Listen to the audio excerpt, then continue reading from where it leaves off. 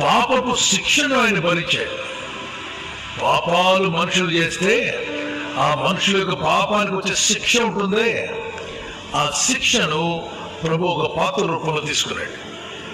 Okay, మనం చేసిన పాపాలను ఏసై చేయడం కాదు. అక్కడ యేసుప్రభు పాపం చేయలేదు, ఒక్క పాపం కూడా ఆయనలో లేదు. మరి యేసుప్రభు పాపల కొరకు మరణించాడు కదండి. అదే నువ్వు తప్పులు చేశావు, నేను కొట్టడానికి లాఠీ పట్టుకుని పోలీసు వస్తే మీ నాన్న వెళ్ళి నా వీపు మీద కొట్టండి, మా వాడిని కొట్టకండి అని చెప్పాడు. మీ నాన్న తప్పు చేయలేదు, కానీ నీ తప్పులకు మీ నాన్న వీపు అంతా పచ్చడైంది. నిన్ను ప్రేమించి మీ నాన్న దెబ్బలు తిన్నాడు అక్కడ.